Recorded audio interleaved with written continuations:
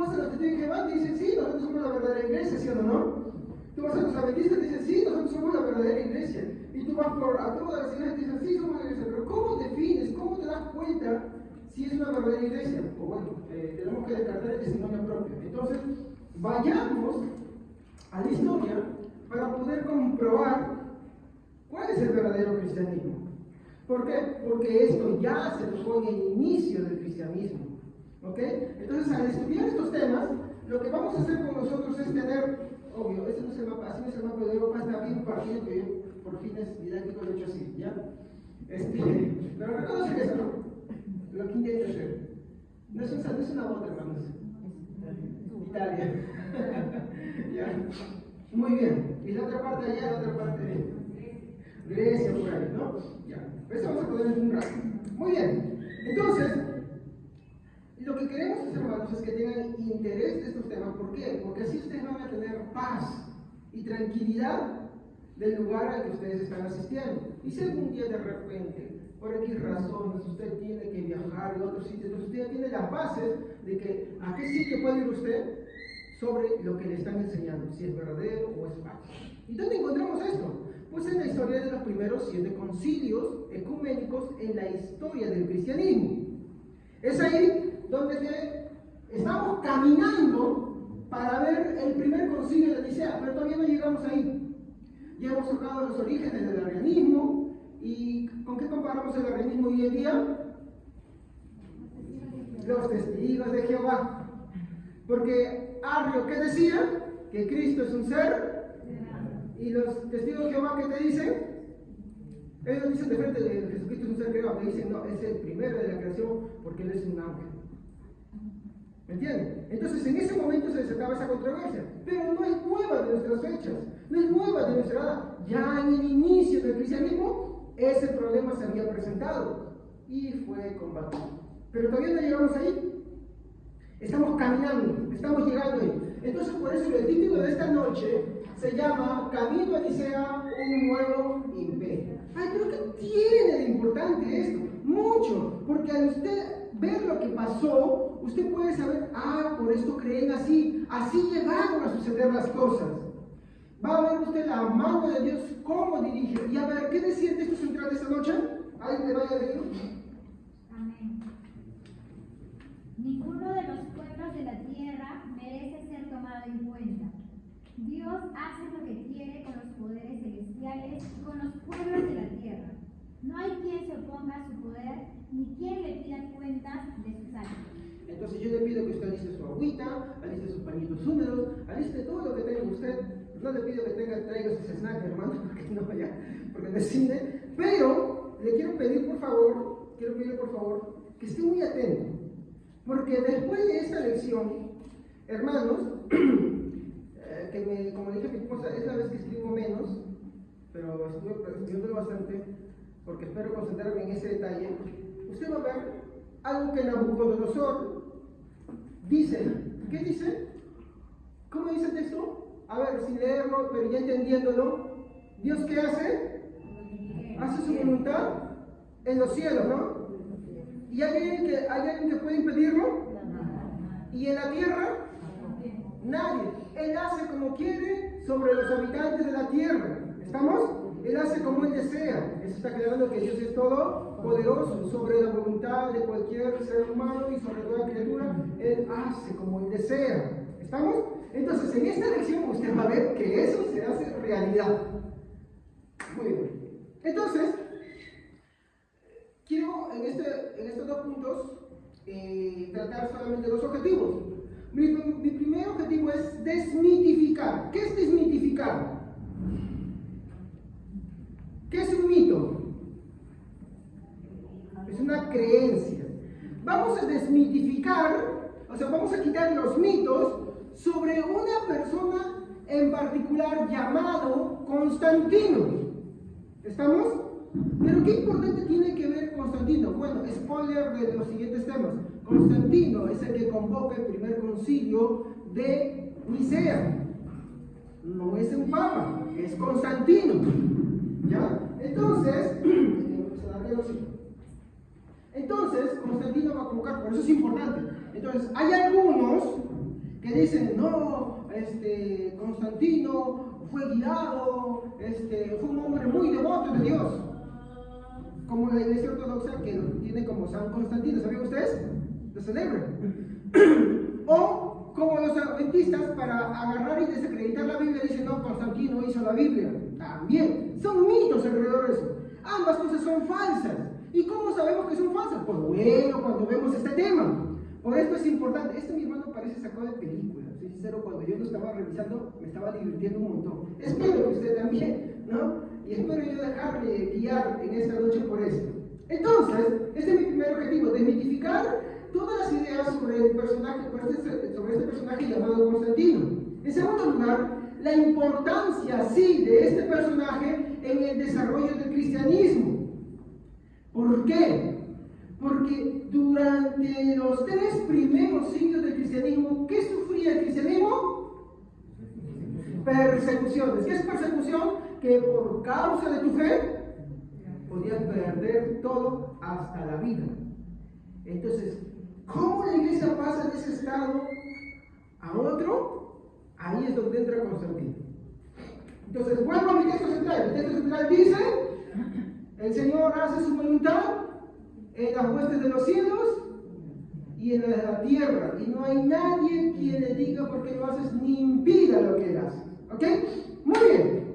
Entonces vamos a ir al grano de arranque y quiero tratar solo un punto en esta noche.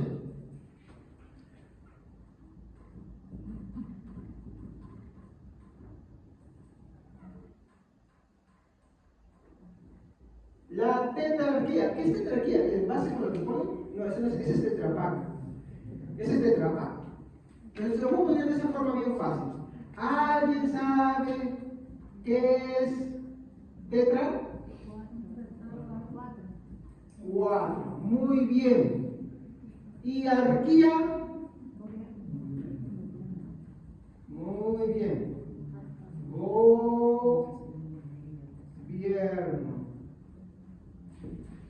Entonces, ¿qué significará? Fusión. 4. Gobierno. Gobierno de. Muy bien.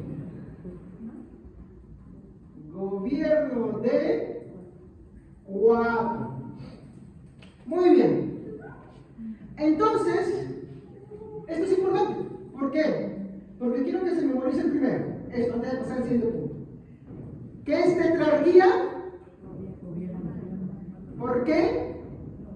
Porque tetra significa, si yo digo mono, 1. Y si digo dúo, y si digo tri, y si digo tetra, y si digo penta, muy bien, bravo, bravo por usted. Entonces, tetra es 4, y arquía, gobierno. Tetrarquía, gobierno de 4. ¿Y pastor, qué tiene que ver esto con lo que está hablando? Bueno, muy importante, muy importante. ¿Se acuerdan que les dije que el cristianismo sufrió 3 años de persecución? Muy bien. Pero 3 años, no 3 siglos, corrígeme, hermano, no me dejen decir esas cosas. Ya. Sufrió 3 siglos, o sea, 300 años de persecución. Ya, muy bien. Entonces, en esos 300 años de persecución, ¿quién lo perseguía? ¿Quién perseguía el cristianismo?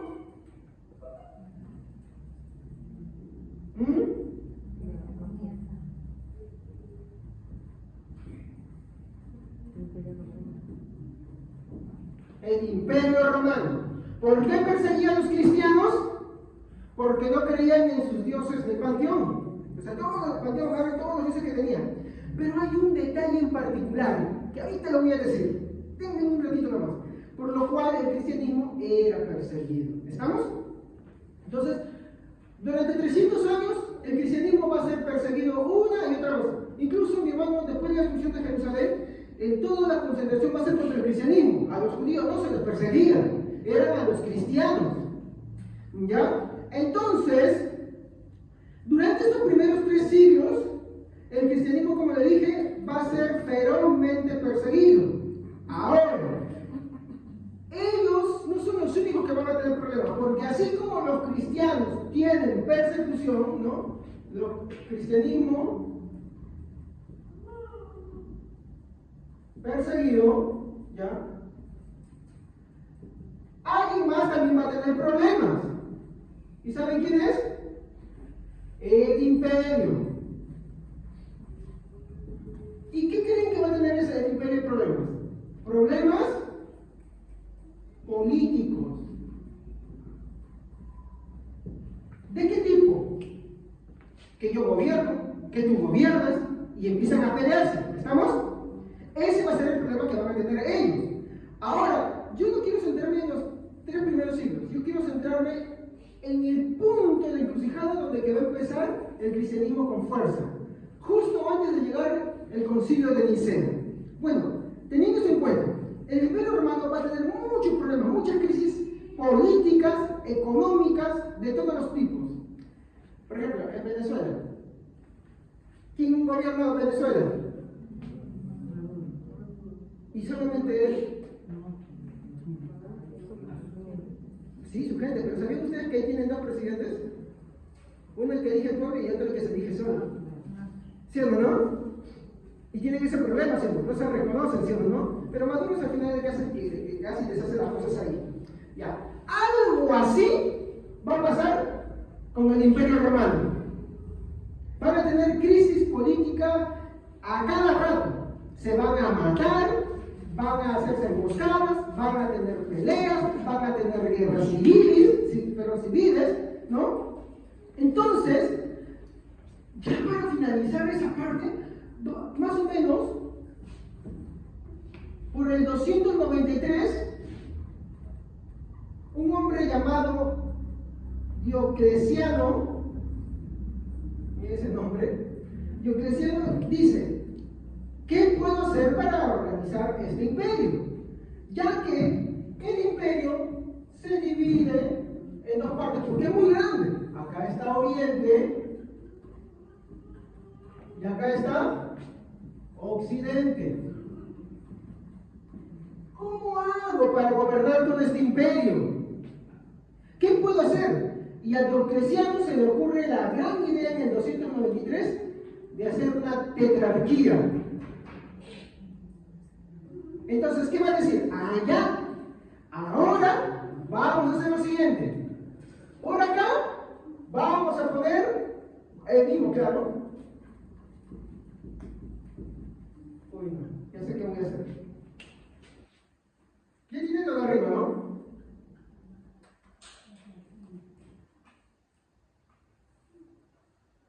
Uy, se borró el zapato, la bota. Ya.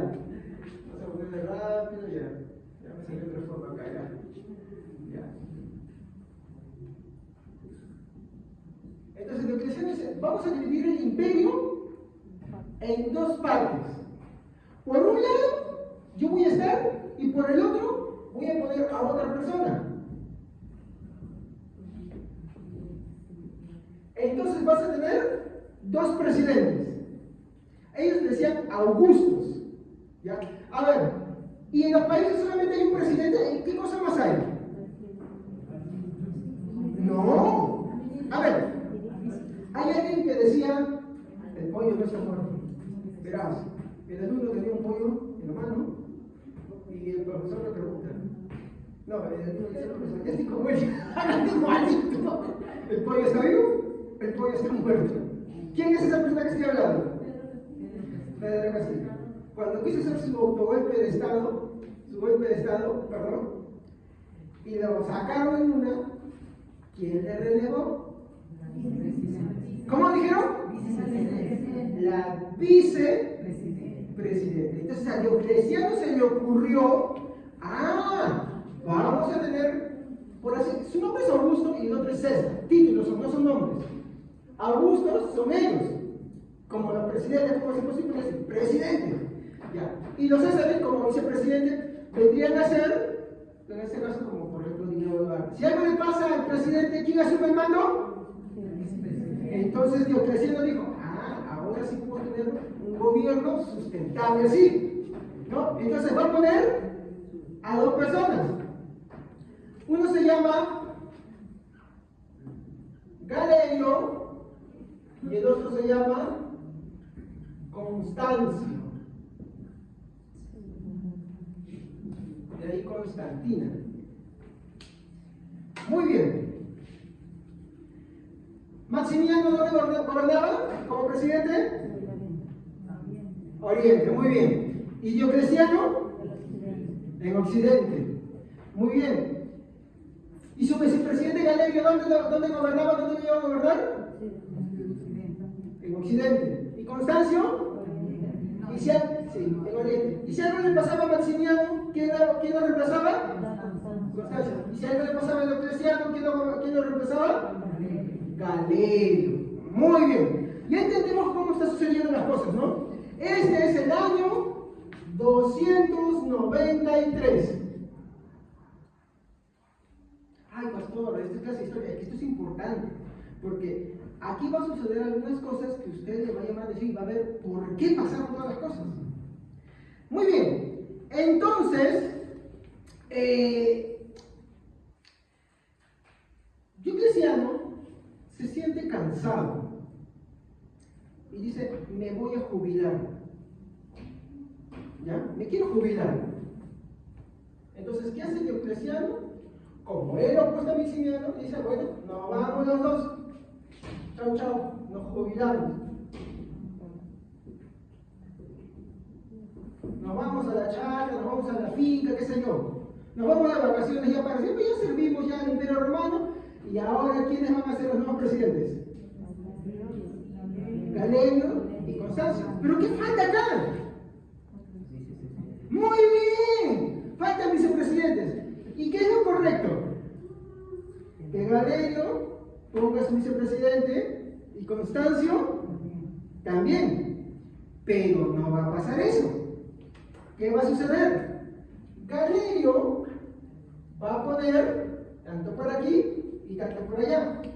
Y como acá hay pues nepotismo, él va a poner a su yerno. Miren, ya la cosa está malográndose, ya hay todo. Ya se está malogrando todo ya ahí. Entonces, ¿qué va a hacer él? Él va a poner a su yerno Maximio. ¿Ya? Ah, no. Sí, Maximinio, perdón, disculpen, Maximinio, dije Maximinio. No se confunden con Maximiano, por favor, ya, Maximio, ¿ya? Muy bien. Y para que se acuerden, este es otro, su segundo nombre. Maximio Daya. ¿Ya? Y va a poner otra persona por Occidente que se va a llamar Severo. Sí, Severo. Hermanitos queridos, quiero que vean algo acá. Acá ya hay problemas, ¿verdad? Porque lo lógico es que por ese lado también se ponga a alguien de Éxodo, ¿no? Pero acá no vamos a hacer. ¿Y qué pasa cuando eso sucede? Hay pelea, hay conflicto. Lo que Diocleciano dijo, esta es la mejor estrategia. Con esto me arregla todo. Aquí ya se va a pudrir todo, literalmente. Porque empieza a haber trifulcas acá. Entonces, va a quedar la nueva configuración. Ahora los presidentes van a ser Galerio y Constancio, y de Constancio, Maximino Daya va a ser como su vicepresidente y Severo como su vicepresidente. ¿Qué va a suceder acá? No va a terminar todo esto. ¿Por qué? Porque en este acontecimiento, Constancio va a fallecer. Muere. Entonces, ¿quién subiría como presidente? Muy bien. Pero, como hay otras personas que tienen ansia de poder, va a aparecer otra persona. Y se llama, pero voy a poner con ese título, con este nombre, Magencio. Esos nombres, ¿no? A ver, ¿y de dónde creen que salió él? Él es su hijo de él. Su hijo. A ver, mi papá ha sido presidente. Yo no me voy a conformar con migajas. ¿Qué quiero hacer entonces? Muy bien. Pero como su papá está de este lado, ni loco le va a hacer la guerra por ese lado. Porque ¿dónde está él? Oriente. Muy bien. Entonces no va a ser la guerra en Oriente. ¿Qué va a hacer entonces él? ¿A dónde se va a ir? Le va a hacer la guerra a Severo. Se va a ir al lado del occidente. Pero como Severo es generación de cristal, ¿qué creen que hace la generación de cristal?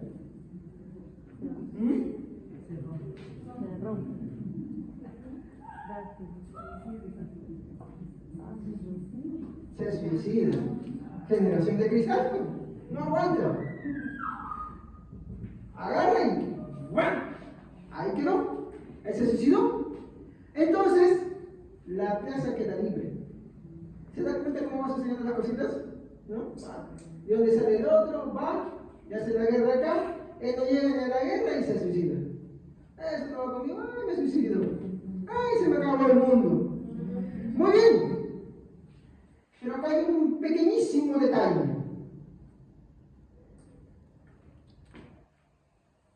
Constancio muere. ¿Ya? Y adivinen quién era el hijo de Constancio, que supuestamente debía haber sido el que debía seguir como vicepresidente. ¿Quién cree?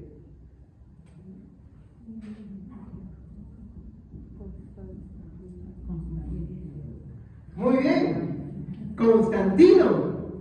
Ahora, ¿qué hace Constantino? Bueno, Constantino dice, yo no me voy a conformar con poco.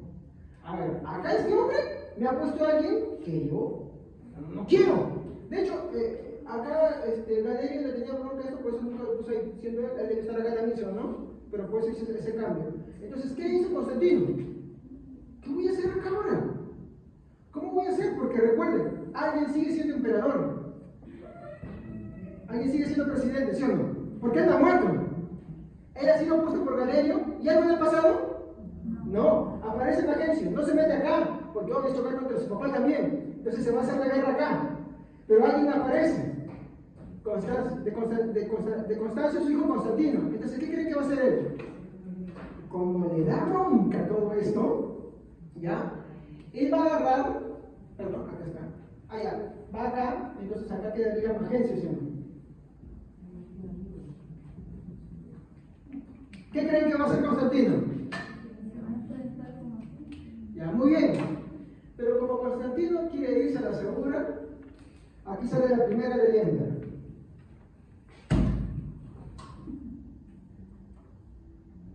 Que dice así. Que un sueño tiene un sueño, y ese sueño le dice, en ese sueño dice que un ángel le dice, con esta señal vencerás. La famosa señal de Chirro. ¿Saben qué es esa señal? Esta es una palabra en griego y es las primeras iniciales del nombre de Cristo. C y P, en griego está escrito así. Ya, entonces, él agarra y se pone sus estandartes con esa señal, agarra y se pone sus escudos con esa señal. Y dice que en el sueño le dice, ¿no? Que con esta señal vencerás y se va a hacer guerra contra Magencio y como está todo estimulado, le vence. ¿Me entienden? Entonces, ¿quién cree que se queda como emperador acá? ¿O como presidente? Constantino. Muy bien. Ahora sí ya tenemos a Constantino acá. Ahora, hay un detalle que se me pasó. Como Galerio todavía está vivo, porque este personaje, ahorita van a ver qué es lo que pasa. Como Galerio está vivo, él va a hacer algo. Va a poner un emperador. ¿Y saben cómo? O un presidente, ¿saben cómo se llama? Licinio. Esos nombres, ¿no? Ya. Ahora, ¿qué va a suceder acá? durante todo este tiempo, hermanos, tanto Diocleciano, Maximiliano, Galerio, Constancio, Severo, Magencio, Maximino Daya, todas estas personas persiguen el cristianismo. ¿Saben por qué? Porque resulta que ellos, cuando querían reclutar soldados, los cristianos no querían pelear. Entonces, como no querían pelear, ¿cómo lo catalogaban? Como traidores. Entonces, ¿cómo los coaccionaban? Le quitaban sus propiedades, incluso los ejecutaban, porque era traición, pues, como Dios dice, traidores. No querían pelear. Entonces, ellos van a poner presión, y especialmente Galerio. Miren, ¿quién pone a la mayoría de todos? Miren, vean la revista. Después del creciente viene Galerio. Pone por acá uno, pone por acá otro, pone por acá otro. Prácticamente está poniendo todo. ¿No? Entonces, él va a ser el promotor para que decirle a todos ellos, hey, los cristianos no quieren servir al ejército. ¿Se acuerdan del tiempo de servicio militar obligatorio? Años 80, 70, 90. ¿Cómo era el servicio militar? La famosa leva, ¿no? Chico en la calle, va para servir al cuartel. ¿Tiene mayor grado, tiene documento? Va para servir al cuartel. ¿Sí o no? De hecho, yo cuando todavía, yo he sido de los últimos que todavía el servicio militar era obligatorio. ¿Y tú crees que te preguntaban? No, ya estabas ahí, te decías que sí soy voluntario, ¿no? Te tenías que guardar que no eras voluntario, ¿no? Entonces, ahí, en el Imperio Romano, era una obligación servir al ejército. Entonces, como los cristianos no querían estar en guerra, no querían levantar sus manos contra otro para pelear, Galerio motiva a todos a que haya persecución. Y justamente, él va a ser el responsable de una de las más grandes persecuciones que van a haber en el Imperio Romano contra los cristianos. Muchos de los cristianos van a morir ahí. Van a ser perseguidos. Es más, cuando el concilio inicial sucede, muchos venían, dice, con el rostro y todas las marcas de las persecuciones que ellos habían vivido, pues. ¿Ya? Entonces, Galerio, hermanos, se las tenía juradas contra los cristianos. ¿Y cuál era la causa, hermanos? A ver, acuérdense. ¿Cuál era? ¿Por qué perseguían a los cristianos en ese momento? Ese era secundario. El primero. Porque ya han avanzado las cosas. Acá había algo más. Aparte de que no adoraban a sus dioses, había el pretexto para que los agarraran con todo. ¿Cuál era? Se los dije en ese momento. No querían pelear, ¿no? No querían servir al ejército. Pero ese era el pretexto. Muy bien. Entonces ya está. Galerio agarra, pone a Licinio acá, pero miren, Constantino también se metió acá. Entonces ya tenemos un problema. ¿Sí o no? ¿Por qué creen? Constantino estaba con no solamente ánimo de ir y quiero pasarme allá. Él quería ser, vamos a poner lenguaje sexual, el presidente. Pero Galerio se le adelanta y pone otro. ¿Sí o no? Entonces, más o menos, por el 311, voy a ponerlo acá, sucede algo. Galerio enferma. Él se va a enfermar. Entonces, él agarra y hace lo que se llama la primera tolerancia al cristianismo, con una condición. ¿Sabe cuál era la condición? Que oren por él para que se cure. ¿Y saben por qué? Porque se había corrido el rumor de que lo que le estaba pasando a Galerio era un castigo de Dios. Porque era bien malo con los cristianos. Él no solamente, hermanos, como dice este texto, no solamente se conformaba con hacer el mal, él movía a los demás para que hagan el mal. Recuerden, miren, Galerio pone a Maximiliano Daya. ¿Y qué creen que era? ¿Qué creen que era? Era contrario al cristianismo. Él pone a Severo. ¿Qué creen que él amaba el cristianismo? Tampoco odiaba el cristianismo. Y pone a Licinio. ¿Tú qué crees que también amaba el cristianismo? No amaba el cristianismo. Asusó a quienes estaban arriba de él. A Diocleciano y a Maximiano, ¿para qué? Para que también hagan lo mismo con el cristianismo. Bueno, y este hombre que no duró mucho porque se murió pues después de una enfermedad, después de un enfrentamiento. Ahora, como Galerio va a sufrir una enfermedad, él escucha los rumores de que todo eso lo que le está viniendo, parece que fue una enfermedad bien fea, que todo eso lo que le está pasando es porque él fue malo con los cristianos. Me imagino que hasta versículos le habrían dedicado, ¿no? Por ejemplo, aquí vamos a buscar un versículo. Proverbios 10:27. Proverbios 10:27.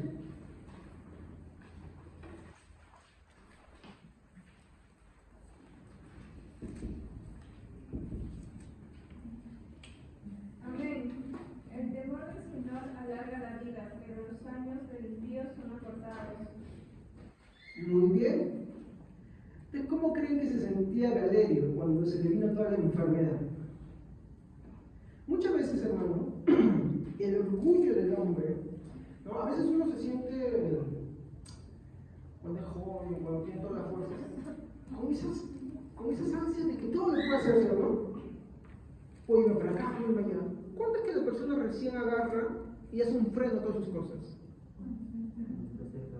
Muy bien, cuando está cerca de la muerte. Y una enfermedad, pero una buena enfermedad, te hace reconsiderar las cosas, ¿sí o no?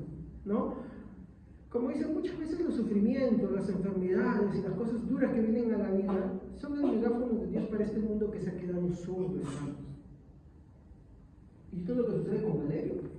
Galerio, hermanos, se enferma tan feo. Yo estaba tratando de indagar, pero no te dice mucho, pero se enferma tan feo que él tiene miedo.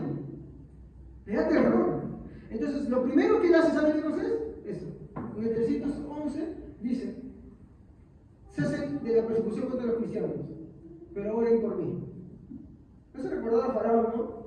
Pide a Dios por mí, soy pecador. ¿No? Y, hermanos, 2 personas van a ser influenciadas por esto que va a estar pasando. Obvio, si Galerio está enfermo y Dios lo ha castigado por eso, pues ellos están viendo todo esto que está pasando. ¿Y qué creen que le pasa a Galerio? Le llegó muy tarde, a los 5 días muere. ¿Se murió? A los 5 días se murió, hermanos. Y se les metió el miedo. Se pusieron a reconsiderar las cosas. Y a ver, hermanos, acá hay algo que está faltando. ¿Quién creen que ha pasado inadvertido y que odia a los cristianos? ¿Quién? A ver, miren qué cuadro. No, ellos están siendo influenciados por esto. Recuerden que todo esto está sucediendo en este lado del occidente. Pero hay alguien que se nos está olvidando. A ver, miren el cuadro. ¿Quién cree que se nos está olvidando? No, Magencio fue acá, y miren, está acá, y viene Constantino y lo derrota. Recuerden, con esta señal vencerás. No, Constantino ya está acá. Maximino Daya. Muy bien. Entonces, Maximino Daya se convierte en enemigo jurado de Licinio. Entonces dice Licinio: vamos a hacerte la guerra. Te voy a hacer la guerra. ¿Y qué creen?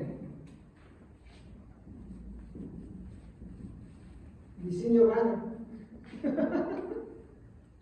Y entonces entre los dos, entre Constantino y Licinio, porque Licinio ya no va a estar acá, va a suceder aquel evento que va a cambiar la historia del cristianismo. Un edicto que se va a pronunciar, que va a hacer el cese de las persecuciones.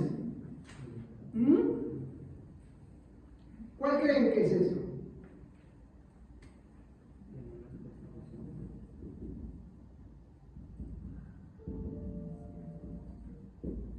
El edicto de Milán.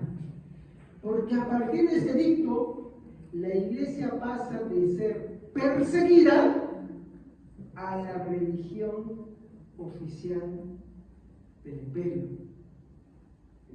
Entonces, ahora tenemos que por acá está Constantino, ¿en dónde? En Occidente, y Licinio en Oriente. Ambos pro-cristianismo. Pero ¿cómo llegaron a todo eso? ¿Qué pasó? Acuérdense. ¿Ah?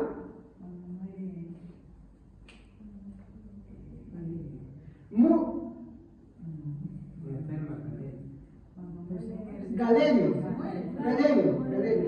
Cuando Galerio se enferma y muere. Muy bien, ustedes están más atentos que yo. Vamos a ponerlo acá, ¿ya? Para que no nos olvidemos. Cuando Galerio enferma y muere, les entra el temor a todos ellos.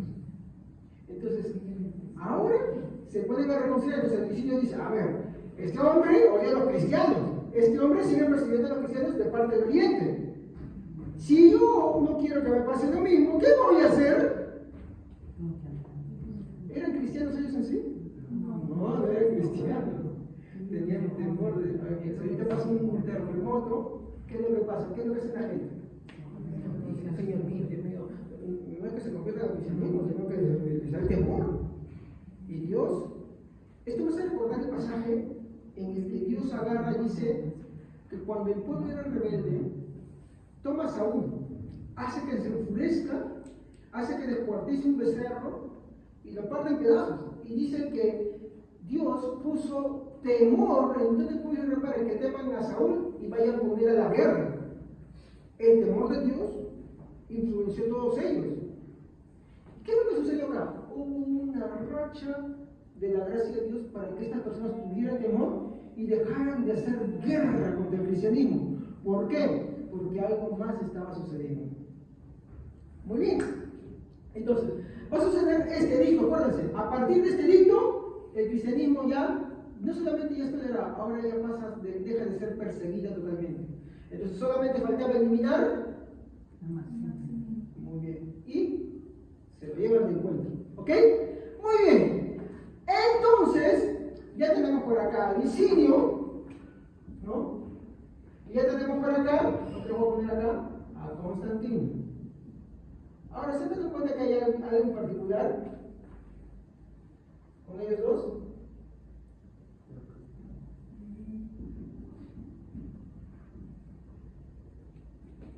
Ellos vienen a convertirse ahora como los emperadores, como los presidentes. ¿Qué no tienen?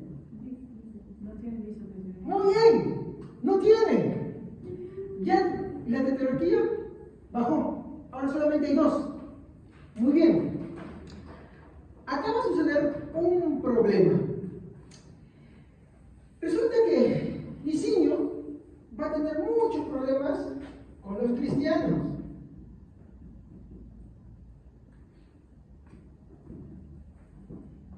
¿Y con qué tipo de cristianos usted cree que va a tener problemas Licinio? ¿Qué hemos estado estudiando en mi última sesión? ¿Qué conflicto? ¿Entre quiénes? Entre los arrianos y los cristianos. Bueno, en este caso ortodoxo, ¿no? Porque en ese tiempo ortodoxo era equivalente a cristiano. ¿Se acuerdan que les dije que van a haber problemas ahí entre ellos? Van a discutir, no, que Cristo sí es hijo de Dios, no, que Cristo es un ser creado, y empezaban a hacer disturbios. Ya, Licinio no puede con eso. ¿Y qué creen que hace Licinio? Los expulsa también, pues. A la cárcel. Esto. Entonces, ¿quién creen que va a parar orejita de todo esto? Muy bien. Constantino va a parar oreja a eso. ¿Por qué va a parar oreja a eso? Porque dice, si ahora tenemos temor de Dios, porque nos puede castigar, ¿tú qué estás haciendo eso? Nos puede caer la catástrofe todo. Entonces, te bancas conmigo una guerra. Y en el 324, ¿quién creen que ganó la guerra?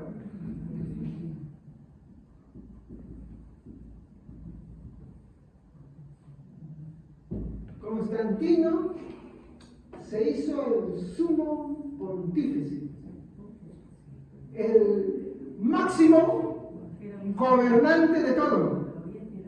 Sí, de todo. Así que, de esa manera, Constantino se salió con la suya.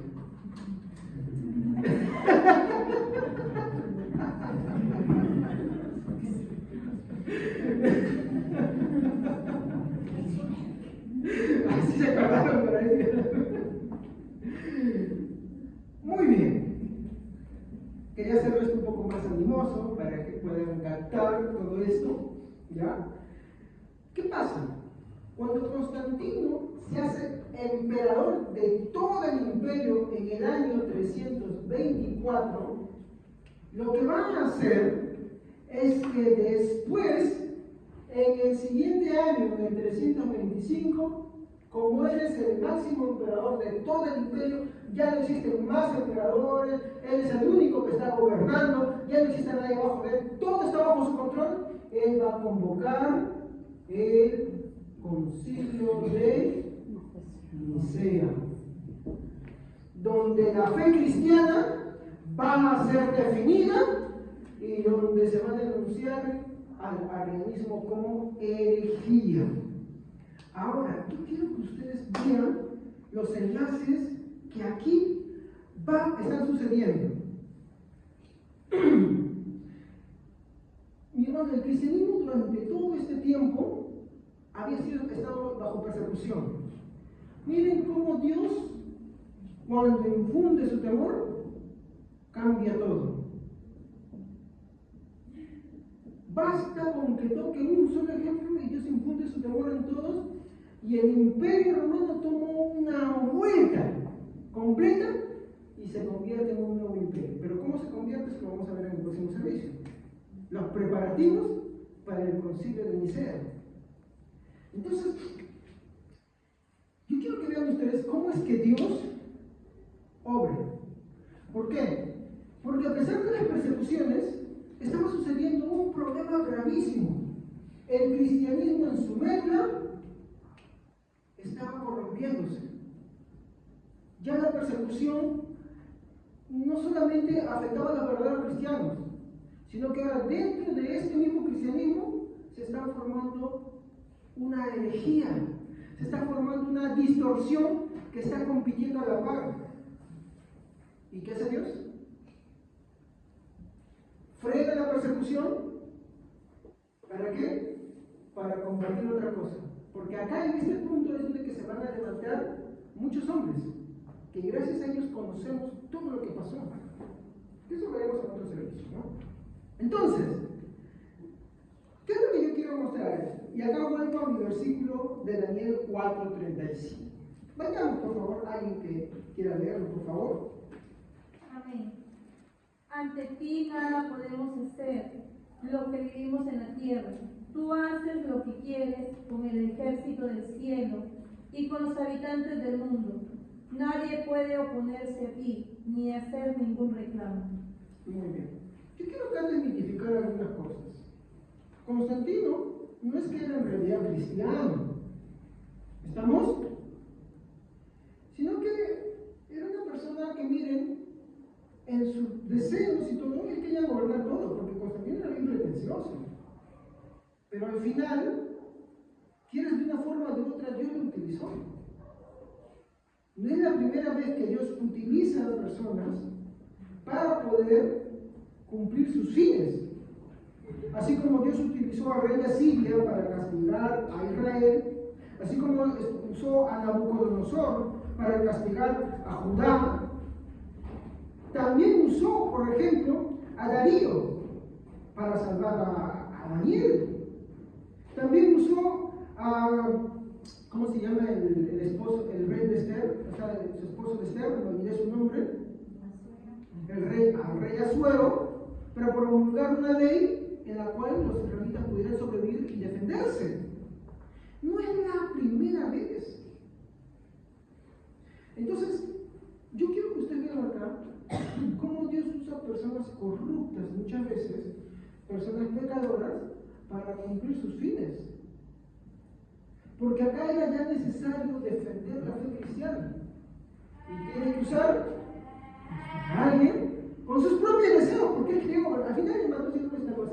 Constantino, miren lo que él hizo antes que todo pasara. ¿Se fue acá por qué? Porque quería ser emperador. Él decía, bueno, mi padre ha sido uno, y yo me corresponde. Es decir, era ambicioso también. Era estratega. Pero miren cómo Dios usó todas esas cosas. Entonces, quiero que entiendan esta reflexión.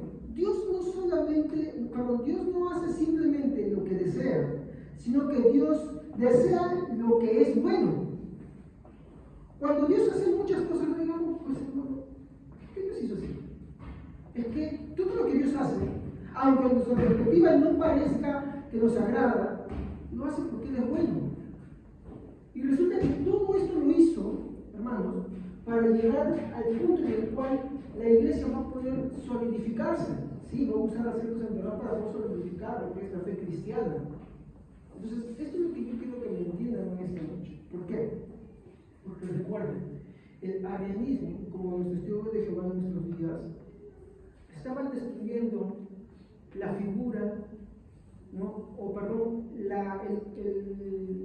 El correcto o la correcta comprensión de nuestro Señor Jesucristo. Vamos a ponerlo así para ver esto. Hoy los testigos de Jehová son una organización grande, bien laboriosa, ¿cierto? En esos tiempos era eso, más todavía. El cristianismo se estaba reduciendo. Como no había forma de calificar, porque había persecuciones, y los arrianos eran como los testigos de Jehová. ¿Viste los testigos de Jehová cómo son evangelistas? ¿Cómo hacen? Tú vas a un sitio, a un hospital, tú sales de acá para allá, ¿dónde los encuentras? Ahí tú ves, están con su carrito, y ahí están con sus revistas, ya están haciendo grupos por acá, ya están visitando casas, están yendo por acá, ¿no? Así eran los arrianos. El cristianismo estaba siendo consumido. Entonces, ¿qué hacía falta? Pararlo.